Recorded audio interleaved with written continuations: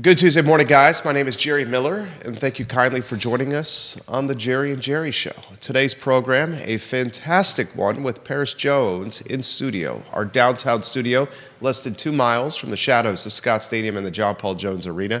And today's program is going to be one that stars the Virginia Sports Hall of Famer, Jerry Hootie Ratcliffe himself, who today, ladies and gentlemen, is on a short list for yet another accolade in a long list of awards for my friend, my first boss out of the University of Virginia, and just an all-around great guy, Jerry Ratcliffe, a finalist for the NSMA Sports Writer of the Year in the Commonwealth of Virginia. Goodness gracious, he has got a resume that is as long as a good kid's Christmas list. Judah Wickower behind the camera, if you can go to the studio camera, and then welcome Hootie Ratcliffe to the show, as he has welcomed Perris Jones to the studio. Yeah, as we mentioned off air, I'm so excited about this. I've been a fan of Perris Jones for a long time. Same. Just seeing what, I mean, if parents out there, I don't know if your kids are home from school today, but you ought to record. They are. They are. Well, you ought to get them over here because he's an inspirational story about a lot of things he overcame in life along the way, and it just shows you that you can do whatever you put your mind to with positive thinking and hard work, and I can't think of a better example than the man sitting to my right. Absolutely. Perris Jones, the show is yours. Introduce yourself to the viewers and listeners with a handful of states already watching the program, Perris. Well, for one, thank you guys for having me on Absolutely. the show. It's a blessing. You know, I'm grateful to be here. As I said, my name is Perris Jones. I just recently graduated with my master's from the University of Virginia. Congratulations. Thank you. I appreciate that. So now I'm just looking forward to giving back and giving as much advice as I can in hopes that I can help younger generations and people chase their dreams and know that they're accomplishable, to go from being something that you look at only when you go to sleep to being able to see it when you open your eyes and walk through your day-to-day lives. You got a master's from UVA. What's that feel like? That's impressive, dude. Yeah, it's an beast. honor, man. It's an honor. Yeah. It's something that in my family hasn't been done before right away, so that was an honor as well to be able to kind of set a new precipice for my family. But it was amazing, man. It's an honor that I don't take lightly. Perris was a walk-on running back at UVA in the previous coaching regime, and really didn't get much of a chance. And I read, I think you had to go dig plays out of the trash cans so you could learn the plays, and some other things you had to do to get your hands on to understand the offense. Is that right?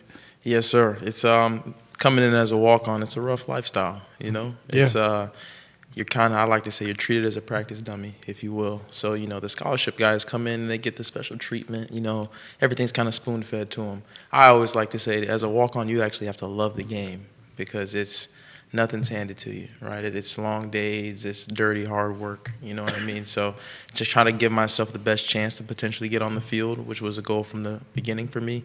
I just knew I had to take extra measures to make sure I was in the best possible position to do that, which led me to digging through the trash can for plays to study and try to figure out what I was supposed to do, learn different names of different things and things like that. So, yes, sir.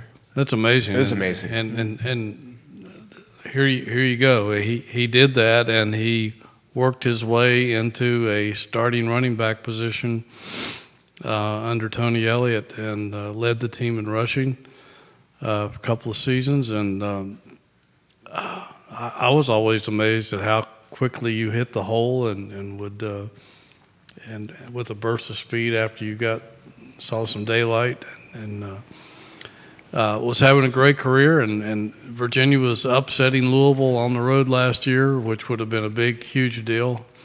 And Perris suffered a traumatic injury in that game, and if you're a Virginia fan, you all saw that. I know you were all holding your breath and praying, and had to be carted off the field in an ambulance to the nearby University of Louisville facility, where I'm sure they took incredible care of you. They did. We monitored your stay out there, and then did your press conference by Zoom when you left that building. on your own, which was a big deal, and made it back home to Virginia. But what a ride! I mean, what an experience you have that just is an inspirational story to anybody out there watching about how you never give up. Right. Talk to us about the trials and tribulations. Oh man, where to begin with that? Right. I like to say my whole life was trials and tribulations. Growing up, my mom was a single mom. So I watched her work and endure a lot of different things and sacrifice a lot. And she never made any excuses, which is something that she instilled in me and my brother. And then that carried on when my dad became involved. It was the same kind of mindset. He worked extremely hard for everything he has and never gave any excuses. I saw him go without as well, saw him endure long days when everything was hurting and different body parts would be aching, but he just did what he had to do, and he instilled that in me and my sisters on that side of the family. So it's just something that kind of became ingrained in who I am, and so when I come to trials and tribulations and different circumstances that would seemingly, tell me that I couldn't do something or that something wasn't for me, I kind of had the mental fortitude because of that upbringing to push through and know that, an obstacle is just life's way of testing if I actually want to do what I want to do.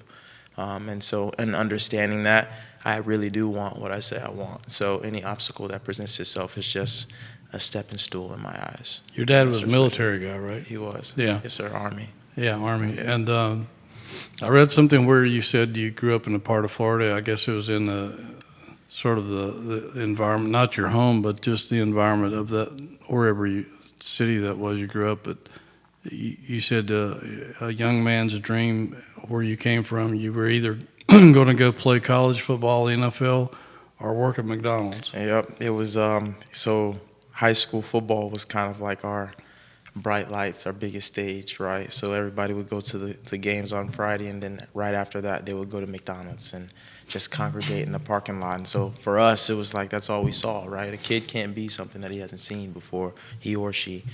So that's all we saw. So I was like, okay, that's what I'm looking forward to doing with my life, going to play high school ball and performing pretty well, and then working at McDonald's and hanging out.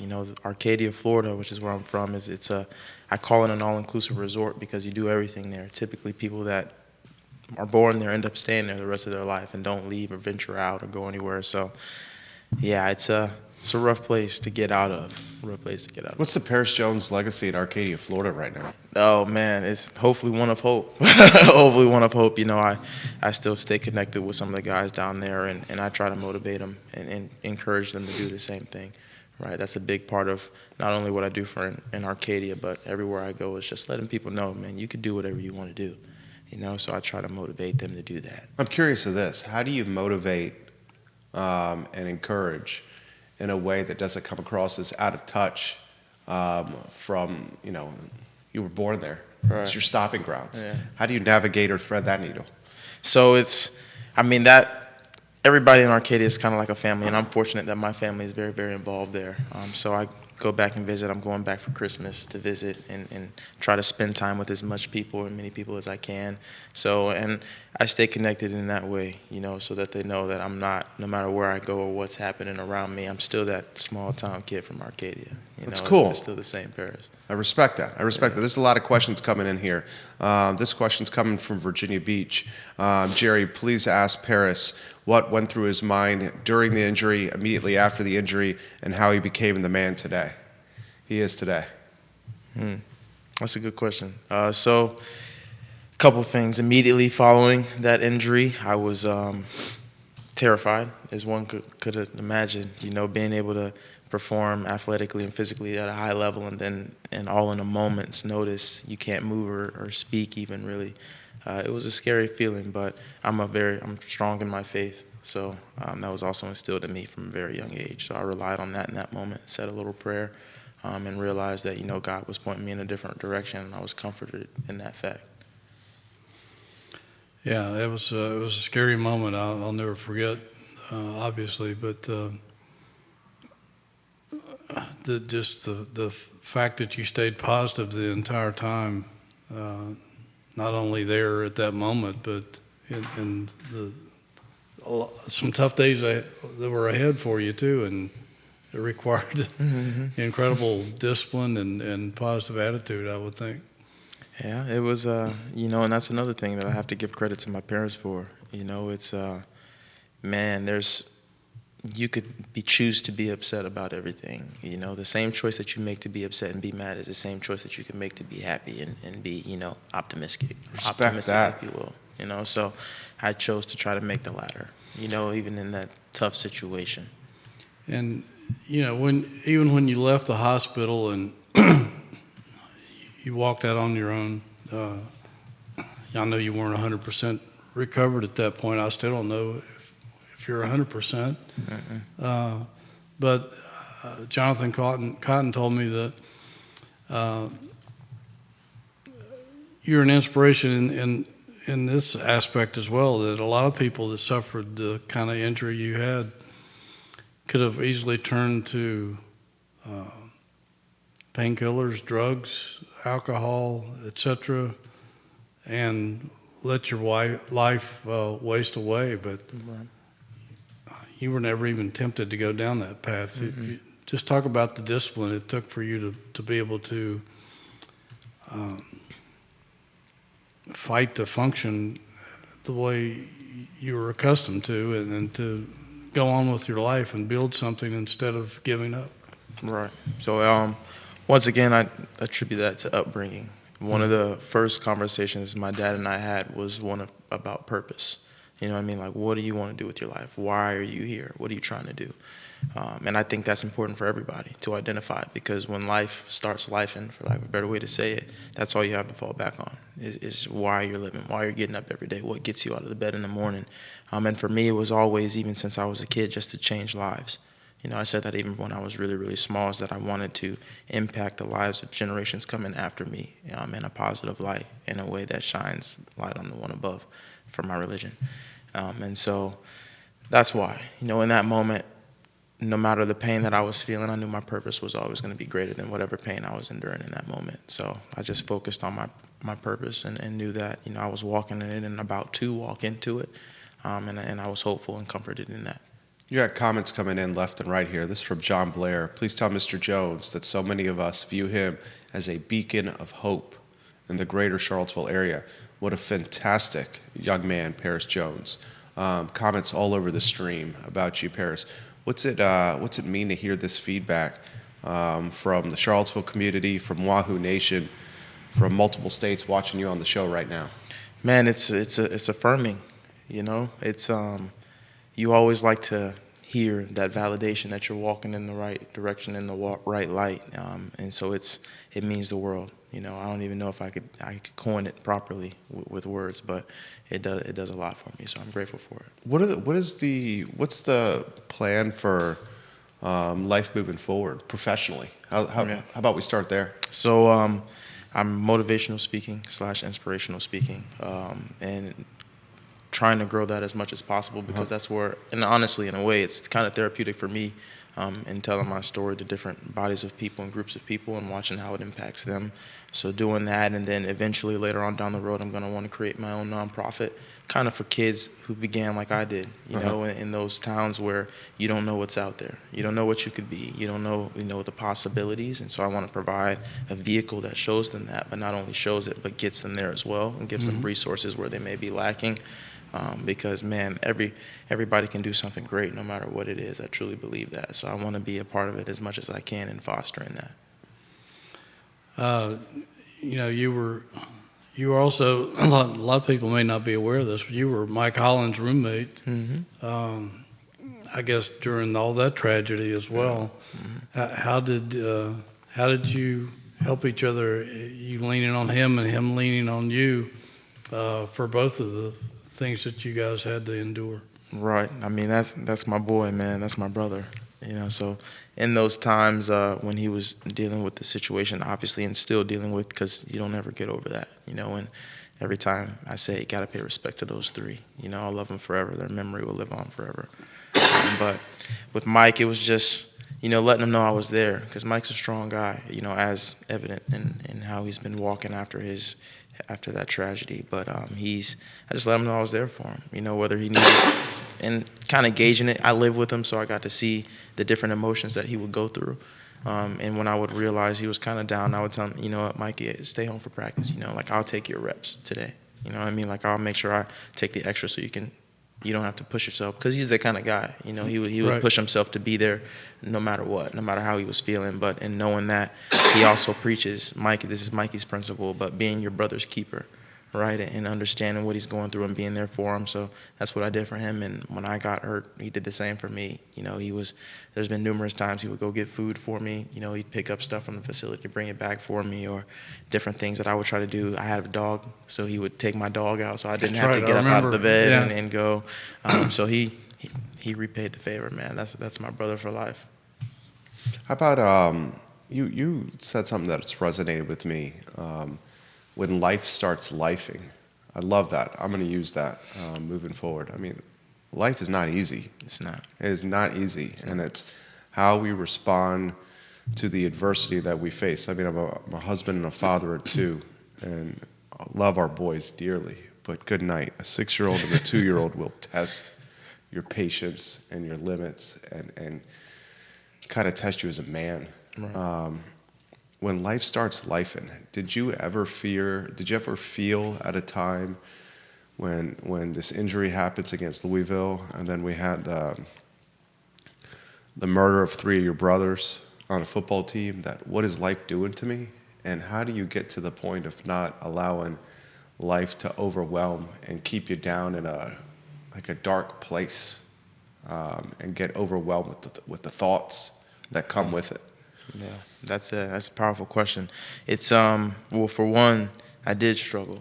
You know, I think a lot of people look at how I'm walking now and skip over that fact, like, oh, he didn't have his rough days. I definitely had my dark days, you know, where I'm sitting there. And I recall one with my mom and dad in the hospital room, and I just started crying.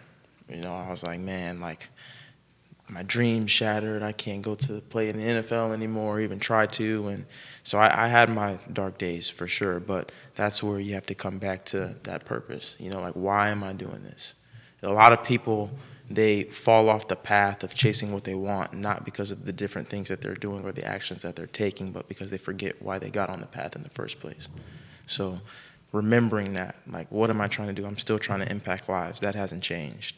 Right? Like, I can still do that. Whether I'm in a wheelchair, whether I can never walk again, that does not change. So I still have the opportunity to do everything that I wanted to do. And I realized that, and I'm thankful for my parents' guidance in doing so. And also, I had a therapist for a while too, you know, and I think that's not something that's widely talked about, especially amongst men, but it's powerful to have somebody to bounce your thoughts off of, you know, and reground you in different things and make sure that you're living in reality as opposed to the one that you create, you know. So it's reminding myself of why I got on the path in the first place is how I kind of combated those dark days and those dark thoughts, is knowing that, you know, I'm still walking down the path that I need to be walking down, and I still can do that at a monumental level, you know. So nothing's really changing, and understanding that enabled me to push through whatever situation I was in, and in that situation being able to walk and stuff like that again. Dude, that was a phenomenal answer. Here's a follow-up question for you. With the benefit of hindsight, did the injury in some ways maybe help you find your true calling in life? It did. I say that all the time. You know, football was like my dream, right? You know, like how some people dream, they go to sleep and they're like, oh man, it was your everything. Yeah, you know what I mean? Like, it was like, this is what I want to do. This is that high, but my purpose, it pointed me towards my purpose. And so a lot of people ask me that as well. They say, would you change the injury if you could? I said, no. I would go through it 10 times over, because the fulfillment that I'm getting and pursuing what I'm pursuing now is way more fulfilling than that of scoring touchdowns or anything like that. So 100%. It definitely pointed me into my purpose, and it pointed me to a higher calling, you know. So I'm grateful for it. I'm grateful for it all. And it's crazy that oftentimes, which is what I also tell people, that you have to look at your perspective on those different scenarios in life is so important, because those are doorways. You know how I look at them. If you can push through those hard moments and those tough days, 10 times out of 10, there's something brighter on the other side. If you can just say, you know what, I got to walk through this and I'm going to be okay. If you can make that choice in your mind, you'll be so much better off because of it. That's absolutely fantastic. No question. Yeah. And, what would you tell kids out there who may be in grade school, they may be in high school, may even be in college?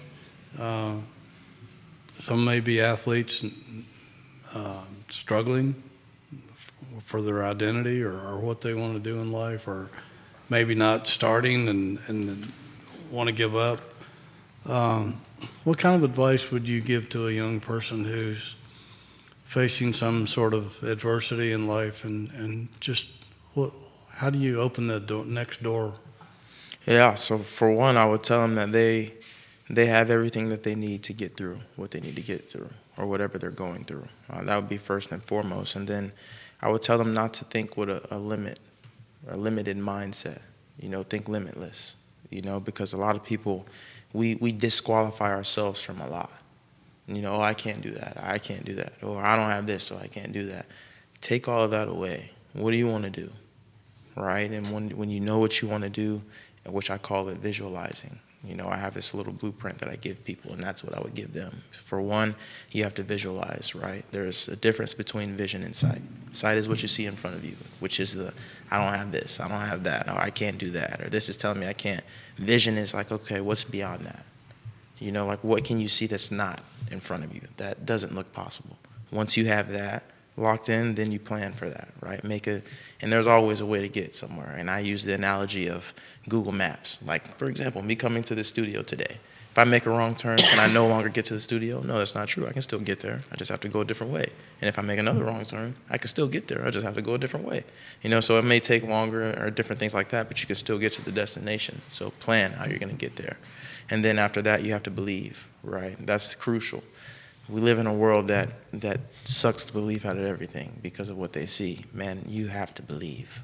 You have to believe even when you don't believe. And in doing that, it gives you the extra energy or the extra push that you need to execute, which is the last step. Do what you need to do, follow your plan no matter what is in your way. So I would give them that and tell them that they are enough as well. Like with this world, oftentimes with social media and things like that, tells our kids especially that they're not enough and that they need to be different, or they need to look like this, or they need to do that. You are enough exactly how you are, 10 times out of 10. You don't need anything extra. You don't need what they have. You don't need what she or he has. You have everything you need, and you are perfect that way, and you can do whatever you want to do with that, everything that you have. So that's what I would give them. If you're looking for an inspirational speaker out there, I think you just found one. Absolutely. Comments continue to come in. I have a follow-up question for you before we get to some comments from around the country here. What was the plan for Perris Jones prior to the injury professionally? Was it to go as far as football would take you? It was. So I actually had that was my lifelong dream, to go play in the NFL. Uh-huh. Now, obviously, I wasn't going to get drafted, if you will, but I had a couple free agent opportunities that, my coaches were communicating back and forth with different teams about. So I was going to pursue that route and kind of retake on the role of being a walk-on again in the NFL and trying to make my way. But that was the direction that I was going to sell out for prior to the injury. Okay, respect. Okay, so these questions are coming in. Can you ask your guest what his undergraduate studies and his master's studies have looked like, and what has taught him into becoming the person we see today on the show? So my undergraduate degrees were in African American Studies and English with a specific focus on poetry. And then my master's degree was in educational psychology. And why those courses? Because I didn't plan on doing the African American Studies one. My professor actually presented that to me and said I'd be really, really good at it through some different papers that I've written. But English has always been a passion of mine. I write poetry on the side when I can, just about different emotions that I'm feeling. And then my master's in educational psychology, I wanted to do that to understand how different educational platforms and organizations worked. Because creating a nonprofit, I want to see how I can build off of that and add to it and understand more in depth of how things work so that I can give it back to those kids who may not understand it. So that's kind of how that played a part into what I'm trying to do today. You mentioned before the show that Charlottesville's home base. Is that a potential home base long term, or is that to be determined? It's to be determined, but I love Charlottesville. You know, it's been home for the last 6 years, so we'll see how long that continues on. Who knows? I may end up staying. I'm not sure yet. I got a question as someone who's in the branding and digital business. What's the plan to scale your brand? Your brand as a speaker, your personal brand, and then you mentioned potentially launching a nonprofit. Right. So Mr. Cotton's helping with that and trying to expand that, and I'm always looking for ways to expand the outreach as much as possible. And my dream with what I'm doing now is going to start local, right? But I want to take it as wide and as broad as I can, whether that be global and even outside of the country as well. So I'm always looking for ways to expand and different ways to brand. Jonathan Cotton is such a good man. Yeah, he is. He is. Did you an see amazing his? man. I saw. He may be watching here. I saw his tweet following the SMU loss, where he had 7 or 8 bullet points from an entrepreneur's perspective on how to potentially improve the brand that is Virginia football. And he used his business acumen to apply it to a collegiate athletic program. And I was just taken away with the time he put into the tweet and how he genuinely is so personally invested in the best of this program. He just cares about it. He's passionate and he's brilliant, and everything he does is channeled in the proper way. And they should listen to him, because the man knows he knows all about success. Everything he touches turns to gold. Yeah, the Midas touch. Yeah. Well, Perris, what are your thoughts on the program, the state of UVA football right now, if you may? Yeah, I think it's on the rise. You know, we talk about growth, right? Sometimes people look at growth and say, "Oh, I want us to go from 1-10 to 10-1 in 1 year." When in actuality, that doesn't always work. And I think a lot of people use comparison, but comparison is the thief of joy, right? So you can't say, well, they did it, why can't we? It's hard building a program, man. It's hard to go out and win a ball game. You know, everything has to go right. Everything has to go in a certain way. And I think Coach Elliott has the formula, and we're seeing that in evidence of the record improving and things like that. So it's on the rise, you know, and the different pieces are coming in. I believe in Coach Elliott and what he's trying to do. So I just ask the Wahoo faithful, you know, stay on board with him, you know, because he's cooking something special, you know, and growth is growth.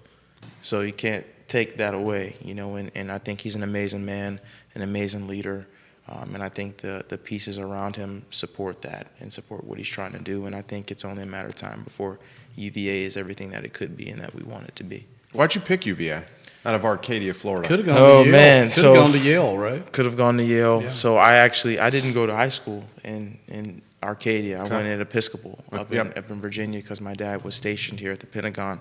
But man, it was a dream, you know. And it was Yale had given me an opportunity, and UVA had presented another opportunity. Right, hard to turn down Yale.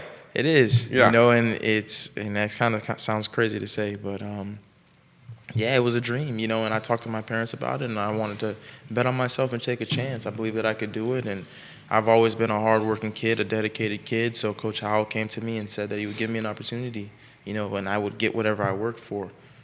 And I was like, you know what? This is something I've always wanted to do since I was a kid. I believe I can do it. I'm going to prove to myself I can do it. So. And you did. Yes, he did. Yes, he did. Mm-hmm. So give us a breakdown of what's next. I mean, I see you. I've spent 30 minutes with you here, and I get the impression that anything you put your mind to, you can accomplish. I mean, it's clear as day that that's the case.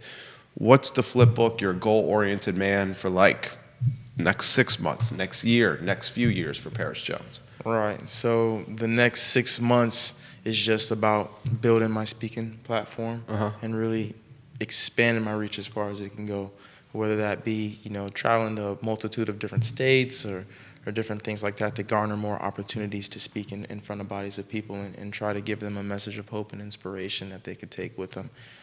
Year-long wise, I'm kind of currently in the process of trying to write my own book. and get that out as well, just about different life experiences that I've endured, and once again, just a different vehicle to kind of teach and give to people. So that's the next year outlook, I would say. Do you, these questions are coming in for you on what your thoughts are on the state of college football today with the transfer portal and with NIL. And this is an intriguing one that's come from North Carolina. It seems the transfer portal is the opposite of standing in the face of adversity. It's seeking other chances when things get difficult. Please pass that along to your guest, Jerry. Yeah, so I have mixed feelings about that. So I think in some instances the transfer portal is a blessing, because sometimes different places just aren't for people, and I'm a firm believer that, you have to know that you're in the right place, because doing the right thing in the wrong place makes it the wrong thing. So under circumstances where, I don't know, somebody's in a very adverse situation and say they need to be closer to home with their family or something like that, so they transfer to a school close by so that they can help out or something like that, I think it's a blessing. But I would have to agree with the person that sent that question, that it's turning kind of into this is hard, I'm going to go somewhere it's easier, and I don't agree with that, because I think that it's through hard things that you become who you need to become, and you learn what you need to learn. Like, I wouldn't trade the lessons that I've learned from being a walk-on and not playing after doing everything I possibly could and still not getting rewarded for it. I wouldn't trade that for anything. I think that has molded me into who I am today, and I wouldn't give that up. So I think that I 100% agree with them. And I think that college football and the college sports in general is becoming a business. Yes. It's not about the love of the game anymore, the love of university. It's about how much money I can garner, and I hate to see that. I hate to see it. Vanessa Parkhill in Earlysville, I'm in tears over here. The perspective of this young man is so inspiring and encouraging. She's watching the program live. Got a bunch of states watching you here, Perris Jones. Put in perspective the next generation of athletes as they try to navigate the same hopes and dreams that you may have had. I mean, growing up, I wanted to play in the NBA. Then I realized that a 5'8" guy that can't really jump has got zero shot of playing in the NBA. Then I went to UVA and decided to become a sports writer, and he is the first boss I had because it was as close that I could find a way to pay my bills by also being around sports. Right. It's the advice you give to these next generation of kids that all want to play professional sports when it's such a small percentage that actually have an opportunity to play professional sports.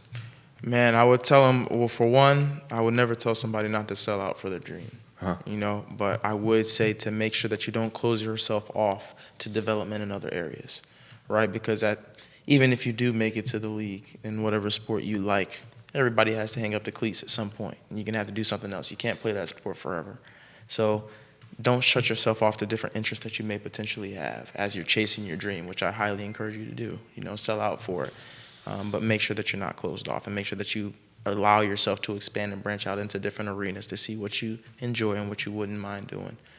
So that would be my advice. It's not to become one-minded, yes, and focused and driven, but to also pay attention in your peripheral to different things that may spark your interest. How about, and then Hootie, I'll throw it to you here. How about the perspective you can share as a undersized tailback playing football at a very high level? I mean, it reminds me of the phrase, it's not the size of the dog, it's the size of the fight in the dog that matters. Mm-hmm. Yeah, it's about heart, and I tell people all the time, I'll go to talk to some different teams, and, I'm talking to different 5 stars and things like that, and they're huge. And I would tell them, man, listen, you couldn't beat me in anything. That's just the mindset that I carry. You know what I mean? And even if you do beat me, I'm going to beat you the next time. That's my mindset, is that it's non-relenting, it's non-surrendering, and I don't ever walk up to a challenge or step into a fight, quote unquote, that I don't think I can win, and which is all of them, because I'm not shying away from any fight. And I remember a time in my first year, a college year, we were going into pass pro drills, and Jordan Mack, I don't know if you guys remember. Oh yeah, that linebacker. Absolutely. Man, the last 1,000-yard rusher as a running back. No, I'm talking about the linebacker. Oh, the linebacker, Jordan. Yeah, I'm thinking about Jordan Ellis. Yeah. So he came through the hole, and of course, he knocked me on my butt, but I got up and I told him, I said, I'm going to knock you on your butt next time. And he kind of looked at me kind of crazy, like, and I was like, I'm not going anywhere. You know, like, I'm not backing down from anybody. So I would just say it's hard, you know, thinking that you can win and truly believe in that. And my dad used to always tell me that it's hard to beat a man who shows up with his mind made up that he came to win. There you go. So every situation I showed up to, I always believed I could win. I was confident in it and did whatever I could to make it come to fruition. You know what? How about this? Coaching. You ever think about coaching? Yeah, I have. But in this season of life, I don't know if I would be a coach. I know Mikey, he's GAing right now, so I'm kind of living vicariously through him. Yeah, Mike Collins, folks, yeah. Yeah, Mike Collins, and he tells me about it all. But I don't, maybe later on down the road, I definitely see that for myself, but I would probably have to go at a younger age. Like, I would maybe coach like Pee Wee or something like that, where those kids, they're not getting any money, they're just playing because they love the sport. Yeah. You know, and so I would probably go back at a fundamental level if I were to coach. So if there's any young athletes watching out there, and I hope there are, I don't know how you can listen to this man and not be inspired, but another aspect that you probably want to say to kids is that even if you are a good athlete, make sure you get a good education, because like you said, you never know, the next play could be your last, or you know, even if you go through your career unscathed, at some point there's an end game, and you can't play anymore because you're too old or whatever. But you got to have something to fall back on. Right, you do, and your education is paramount. You know, like, my parents always preached that to me, that you got to have the grades, you got to have the grades, you got to have the grades. And even here, I was thankful and grateful that I had very, very positive academic role models, academic coordinators. You know, Deshaun Lawrence, I mean, he saved me, man. When I first came into college, it was a shock for me because, you know, I came from a very controlled and kind of coddled in a way environment to just everything at your fingertips, so struggling with that adjustment. But he helped me out throughout that, you know. So having an education that's what carries you. No one can take your degree away from you. You know, no one can take your education away from you. So you have to get that. You have to make sure you prioritize that. And it's the complete package, right? Those athletes who may be watching, you're not going to get anywhere if your grades aren't good. You know, like, it's just not going to happen. So having the grades to back up your physical capabilities is 100% necessary. Absolutely. What's the Perris Jones book look like? Man, give us the back cover, few paragraphs of what the book would be. So it's for one, it's going to be a series, right? So each of the blueprint, it's going to be one on each book. So one about vision, right, and where that originated from me, going back to the roots of Arcadia, Florida, and seeing the different things that I've seen and understanding what it would take to change that. Right, and starting at a base level and then carrying that vision throughout the different tribulations that I've encountered in life and how that changes or how it's impacted or affected. And then the next one would be, you know, planning and how's that plan take place. And so it's geared towards giving you an entirety of a blueprint, but an in-depth look at each step that is required throughout that blueprint to help. I see an entire brand here, man, like a brand that's based with a desktop and mobile website, maybe an app tied around your name, Perris Jones. I see you publishing poetry on that platform, daily blog content. Yeah. I could clearly see a podcast that you could host and interview other people, podcast where you're monologuing as well. Then you could create the long form content on that platform. You can maybe do a paywall portion on that platform where people subscribe to it as a revenue stream. Then a nonprofit could offshoot off this content platform. I mean, I see so much upside here. Hootie, I think this is one of the best interviews we've ever done. Oh, no question about it. And I knew it would be because having covered his career at Virginia, a lot of us sports writers were just in awe of what he was able to do, to overcome. I mean, he was on. We kept seeing his name on the roster for a long time and never really saw him play. And then all of a sudden, here he is starting. running through people, running over people, and running around people, and we're just amazed at where's this kid been? So and just listening to him talk in interviews and post games and etc. Very impressive individual, no question about it. How about Perris, with a lot of folks watching here, maybe some closing thoughts for the viewers and listeners, where they could find you, maybe how they can hire you or book you as a motivational speaker. Yeah. Hire this guy. And anything you want to talk about.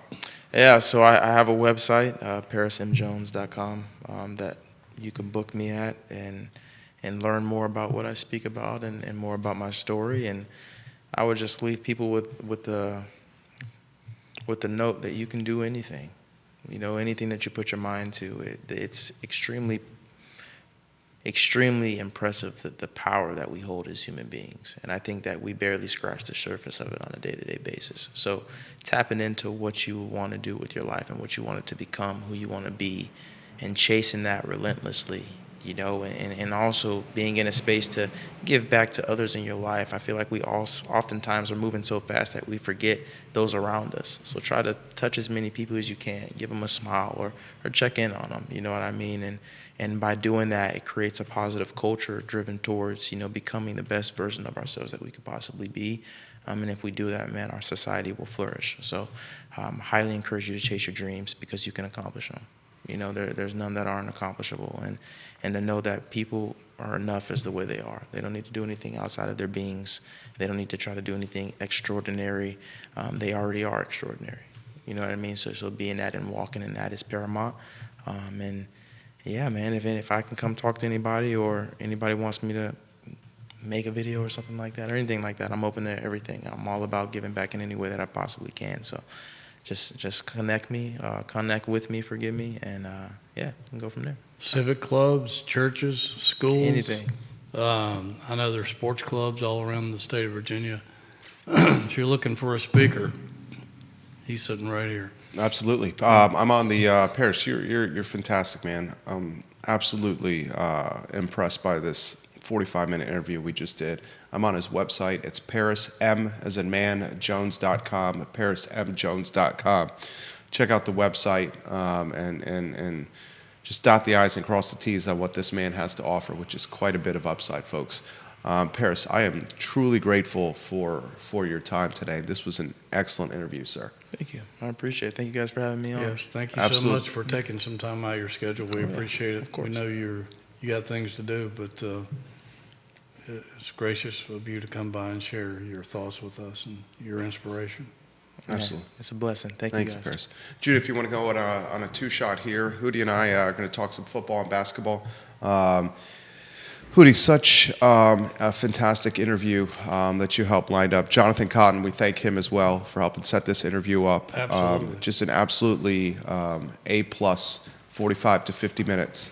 Dot the I's and cross the T's if you could, Hootie Ratcliffe, on what we just heard and saw there.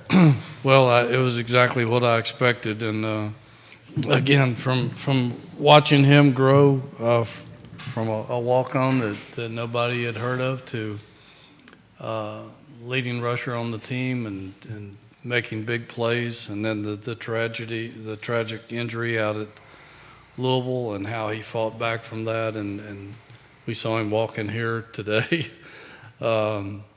Just a walking inspiration. And I mean, this is what sports to me has always been about, is overcoming adversity. And when you get knocked down on your butt, get back up. I think that's something that sports teaches people that nothing else does in life. And he's a perfect example of that. And just showing you, he's not the biggest dude in the world, but he's got the fight of a Doberman Pinscher. He's the kind of guy that you want in your trench, in your on your football team or on whatever team that you have. He's just the kind of guy that you want to be around. Yeah, absolutely, Hootie. Absolutely. This football team's in the trenches, and they need the fight of a Doberman pitcher on Saturday in Blacksburg on 8 o'clock kickoff, ACC Network, prime time. Two football teams that are fighting for bowl eligibility with identical overall records. One thing we know about you certainly more than me, Blacksburg in the winter is not a place I want to be. No, I've been there. Even before I ever came to Virginia, I saw some Tech and UVA games in Blacksburg and in Charlottesville, but wind chill 12, 13 degrees, Hootie. I think I've only missed one Tech UVA game since I came here in '82. So, and that was when we went with Jeff Jones to Alaska for his coaching debut with basketball. But it can be brutal weather down there. I don't know what the forecast is for this weekend, but temperature in the teens, wind chill even lower. I've been down there in those conditions with the wind blowing so hard that you could hardly throw the football, and it can be brutal. There's no question about it. But that's part of the game, and they've got more things to deal with than just the weather. And this is for everything that some of these guys have dreamed of: going to a bowl game, and getting this football program back to even par, so to speak, at 6-6. The chance to have a winning season, really, if you go to a bowl game. And that's what a lot of these guys on this Virginia roster came back for. Cam Butler, 7th year, I guess, in college football, and he could have walked away. But he wanted to come back and help turn this thing around. And so did some of the other guys that are back for a 5th or 6th year. And they've made strides in that department, and I would think that they're obviously a touchdown underdog, and everybody knows the history. Virginia hasn't won there since 1998, and I would think that they would take all those things under consideration. I would think that they still have a burning desire to make up for last year's embarrassment here at Scott Stadium when they were blown out 55-17. One of the worst performances I've ever seen by a Virginia team in my career. And I would hope that still stings with these guys, and that they want to go down to Blacksburg and try to make amends for that, and get this program back to a different level than it's been the last few years. Anthony Calandria has come under fire. I don't think a lot of the crossfire he has currently faced has been fair. The man is running for his life. I understand he's made some bad decisions with the football of late. I understand the offense has struggled of late. And I understand when you're the quarterback, you get the glory and you get the hate. It comes with the position. Anywhere you want to go on Anthony Calandria, the first question I have for you is he the man to lead Virginia against the Virginia Tech Hokies? Is it Tony Muskett? And then the follow-up question to that would be, if it is Calandria, what does he have to do to turn this around? He just has to be himself and try to keep his cool. And that's asking a lot, because the offensive, you don't want to pick on the offensive line that much, and it's not totally their fault, but they've been a sieve the last few games. And some of it's on the running backs, some of it's on Calandria, some of it's maybe play calling, I'm not sure, but he just has to go in and try to calm his mind and try to figure out a way to combat what's going to be coming at him. I'm sure Virginia Tech's defensive coaches have scouted everything that other teams have tried to do to him for the last several weeks and been very successful at it. Last weekend, they couldn't block SMU. Both running backs were gone. First and second team running backs were gone by halftime, leaving it to Noah Vaughn, who's going to be really good, but is inexperienced, and he confessed he missed picking up some pass rushers, and a handful of times. There were times if you go back and look at the film, there were times that by the time Calandria dropped back just to set his foot to get off the pass in his drop, he had people in his face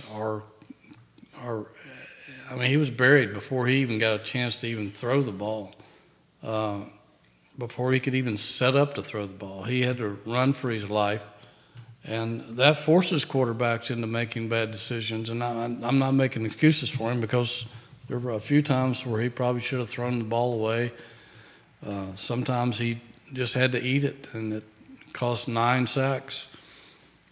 Some of it was on him, but I don't think the majority of it was. And people were complaining about not playing Tony Muskett and giving him a chance. Well, Tony Muskett is not as mobile as Anthony Calandria. He would have been a sitting duck for SMU's pass rush. And you think about 9 sacks, we're talking about a lot more than 9 sacks, and possibly who knows what else could have fed off of that. But I think they did the right thing and tried to finish the game with Calandria and tried to change the momentum and change the tide a little bit. It just wasn't to be. SMU's a quality football team. They're not playing in the ACC championship game for nothing, and maybe in the college football playoffs as well. They've only lost 1 game this year, and that was to a really good BYU team early on.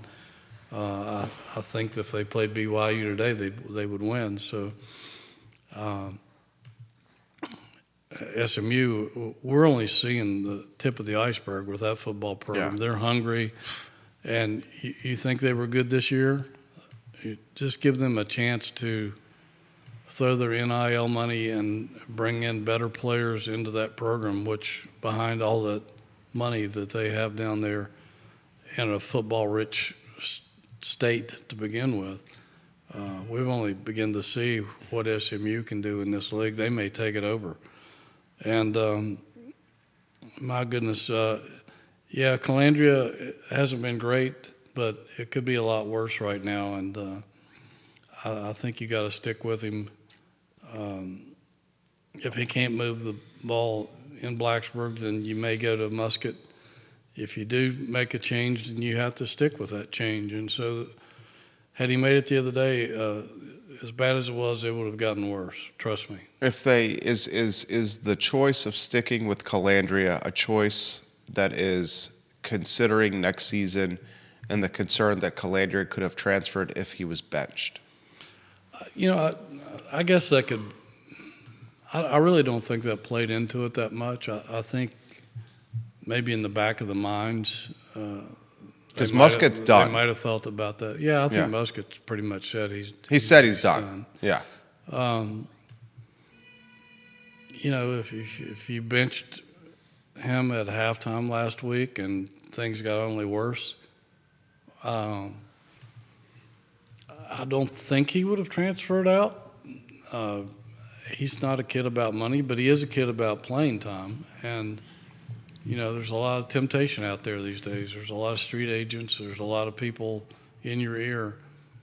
And if you lose him and Muskett, then where do you go from there? You have a transfer from New Mexico and a couple other guys that really haven't had any playing time. So I don't know where you go from there. You got a couple of kids coming in as true freshmen. You'd have to hit the transfer portal. You'd have to go transfer portal, and who knows what you get. We all know the situation there with NIL and et cetera. So, and what he's saying there, folks, is there's not really much of a situation with NIL in Virginia football. That's what he's saying. College coaches will tell you that if you want a first-rate quarterback in the NIL transfer, you're going to pay for it. You're going to pay at least $1 million.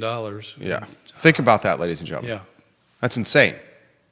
That's college football. It's the world we live in. Yeah, it's college football right now. Think about that, guys.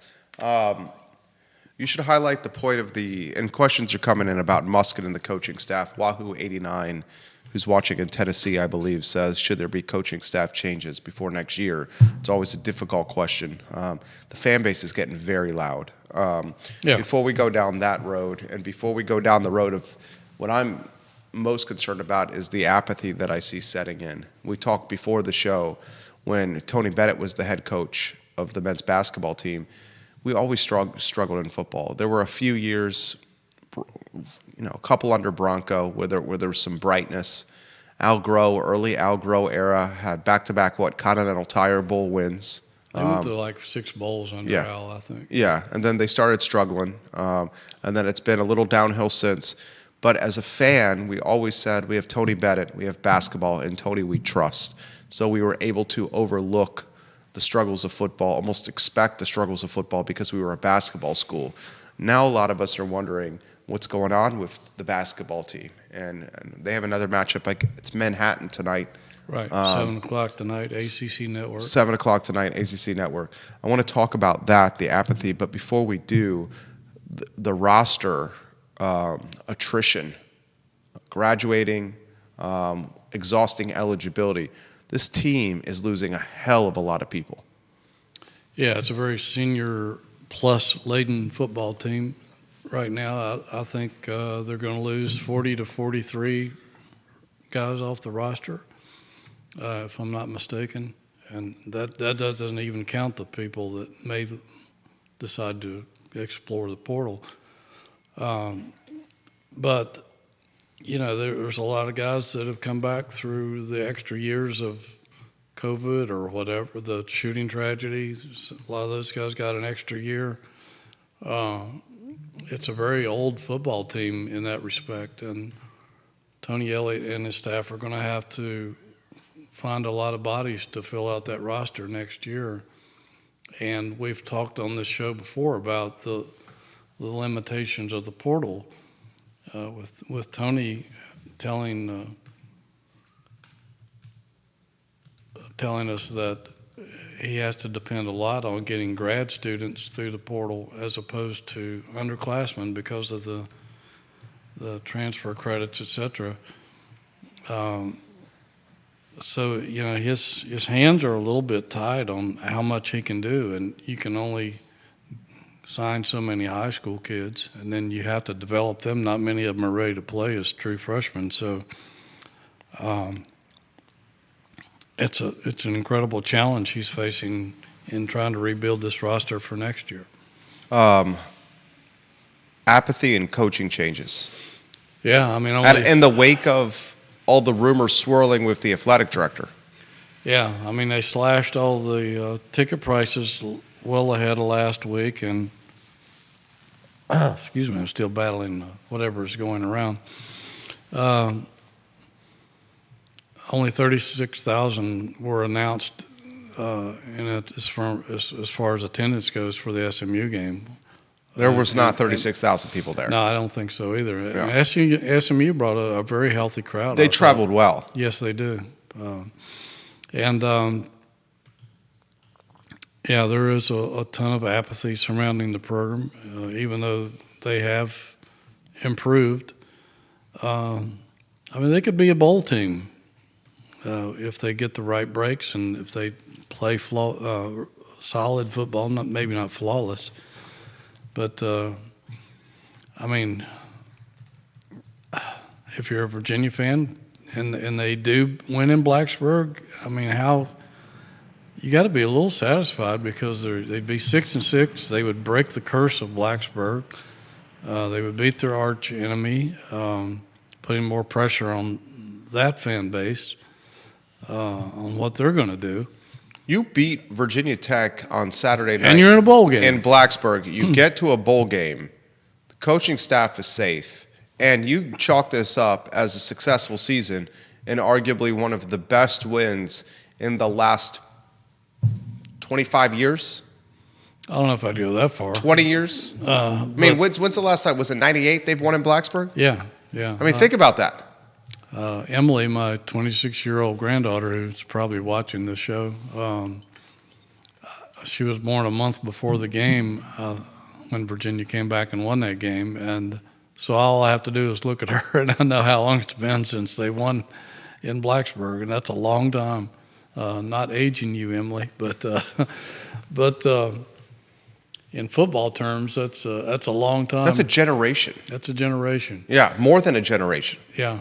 And so it would just be huge for the program if they could end the season on that note, end the regular season on that note, and qualify for probably a cold weather bowl game in New York or Boston or Annapolis or somewhere. But these players would be thrilled to death. Most of these guys have never tasted a bowl game or anything like that. Well said, Hootie. Final thoughts with the Manhattan Virginia basketball game tonight. Was it John Paul Jones Arena, ACC Network? Yeah, well, the Jaspers come in at 3-2. Virginia's 3-2. I think Manhattan's they've won I think they won all their home games. I think they beat Army for their latest win. They're not a bad basketball team, but Virginia, they're essentially a rent-a-victim, as I like to call them, and Virginia should be able to win this game and get back on the winning track after what happened in the Bahamas, and hopefully that stays in the Bahamas. But, they were exposed to big-time college basketball, facing Tennessee and a good St. John's program. And their warts were exposed, perhaps a few more warts than they even realized. They're going to have to go back to the drawing board and try to fix some of those things. Some of those things I think they can fix. Some of them it may take a while, but they learned what happens when you go up against a team that's got a little higher caliber athlete than you do, and that's just a lesson about where Virginia basketball is right now. They've got some good basketball players. They don't have a lot of athletes on this roster. A lot of those other teams had not only good players but better athletes. Yeah. And very athletic, very strong, very fast. And they were exposed, and that's just where they are right now. And that's, they missed out on a lot of those guys that they got visits from and tried to recruit, and were in the final 3, 4, 5, even 2 for a couple of them, and just lost out on them for whatever reason. I don't know if it's NIL or something else, but even though they've upgraded the talent on the roster, they still aren't in the elite in terms of the nation, in terms of attracting basketball talent. The warts I saw, outside of Day-Day Ames, there's not many guys on this roster that can create off the dribble to get a shot. No, there's not. I mean, that's a problem. It's Day-Day Ames that can create off the dribble and get shots for himself or others, and no one else. TJ Power has been non-existent since he's transferred from Duke and come to UVA. And he came with a lot of hype as a stretch big. And frankly, they need TJ Power to step up defensively as well. And he's proven to be a bit of a liability defensively. They need his height on the roster. Rhodey's been a pleasant surprise. I got to give Rhodey some props, especially with how he was treated by the fan base last year. Yeah. He's been a pleasant surprise. Teams are again gearing up on McNeely, yeah, where if he's shooting the ball, it's feet behind the 3-point line, as opposed to coming off screens, catch and shoot right at the line. And Elijah, the transfer from San Diego State, may be the interior offensive option they have, because to say Kofi is going to do it as a first year is unfair to a first year. Right. To say you're the interior scorer. The athleticism clearly is an issue here. And I'm not trying to raid on anyone's parade, and I know it's early. And I know they played Tennessee and St. John's, 2 of the best teams in the country. Right. But when things get into the dogfight of the ACC, they're going to be facing talent like this. Mm-hmm. Yeah, and some people have criticized the ACC and say they haven't kept up with the SEC in terms of attracting that the ACC has basketball players, but the SEC has athletes. And I think there is some truth to that. Seth Greenberg pointed that out to me 2 years ago. And because the SEC is spending tons of money on upgrading their basketball programs because they can now.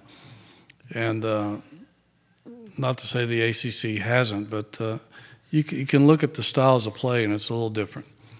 And but you're right, and Virginia's not the most athletic team in the world. They do have some good basketball players who some of them just haven't come around yet, and TJ is one of them. I expect good things from him before the season's over, but right now he's just not there yet. I think Saunders will be that guy. Saunders a beast. He's really good. Yeah. And I always thought Day Ames was going to be the starting point guard. Yeah. No matter if Worley stayed or not. And Blake Buchanan, I've noticed there's a little more aggressiveness, a little more physicality to his game. He's still not where he needs to be. Blake Buchanan doesn't seem to have the finishing skill around the rack. Yeah, and that's going back to strength, and that's something he's working on. And until some of these other guys can start making threes. McNeely's in trouble. McNeely, he's facing the same problem as a year ago. Yeah. Because people know, like Anthony Calandria is the head of the snake for football. Well, he's the head of the snake for Virginia basketball. Excellent analogy. And if you cut him off and make the other guys beat you, you got a really good chance of turning the tide. Final question for you. It's the one we're all wondering here. James Watson on LinkedIn says, look, this is going to come down to NIL. And is UVA going to jump big in with the NIL, or do you think that the football and basketball programs are going to deteriorate to what Vanderbilt has been in the SEC? Well, that's a hell of a question. I mean, Virginia is Vanderbilt in football right now. Maybe, not even as good as Vanderbilt, because they've turned things around in football. Beat Alabama, for goodness sake. But yeah, if Virginia can't make better use of the NIL than they have, yeah, they will be in that boat. There's no question about it. And it's the big cloud up there right now. We're all wondering exactly where Virginia stands in terms of NIL. We hear things positive, we hear things negative. We really don't know. They're not telling us. And one person from there told me, Jerry, we don't want to be in the front of the bus, but we don't want to be in the back of the bus either. So I don't know what that means exactly. What does that mean? It means that they do have NIL money available, but they're not going to, I don't think they're interested in getting into bidding wars with people for athletes. And I don't know in today's college athletic world if you can thrive like that. I just don't know if you can even survive. Well, surely you can survive. You're just not going to be a player if you don't go out and fight like everybody else. It's not a balanced playing field, and if you're on the short end of the stick or the fuzzy end of the lollipop, I mean you're in trouble, and there's nothing you can do about it. And you can't ask the coaches to run their program with one hand tied behind their back. They've got issues, and they need a strong leader to figure this out. Hootie Ratcliffe, JerryRatcliffe.com, namesake website, JerryRatcliffe.com. I'm going to highlight this again. I highlighted this at the beginning of the show. He's a humble man, and he would not bring it up himself, so I'm going to bring it up for a man I have tremendous respect for. Jerry Ratcliffe, a finalist for the National Sports Media Association Virginia Sports Writer of the Year. He's won this award many times. He's a Virginia Sports Hall of Famer, and he's on a short list of some very accomplished people. And frankly speaking, from my standpoint, his resume outshines his colleagues on this short list. So a 2024 NSMA Virginia Sports Writer finalist for the man behind JerryRatcliffe.com. Quite an honor for a man who certainly deserves honors like this. Perris Jones was fantastic. He set up this interview in conjunction with Jonathan Cotton. Yes. I'm grateful to have spent 45 minutes with Perris Jones, thanks to Hootie. Judah Wickhauer behind the camera. I encourage all the viewers and listeners to visit JerryRatcliffe.com. I'm on the website 2 to 3 times a day, literally, and I follow the man on Twitter. And I'm going to be following him tonight. I'm going to be watching the game and then having my phone in my hand as he's live tweeting the game. That's how I've been enjoying basketball and football. Thank you to Hootie and to Judah and to Mr. Perris Jones. The I Love CVille show, guys, is up in 57 minutes. So long, everybody. I think that was awesome. It's a fun show. Absolutely. He's such a well-spoken.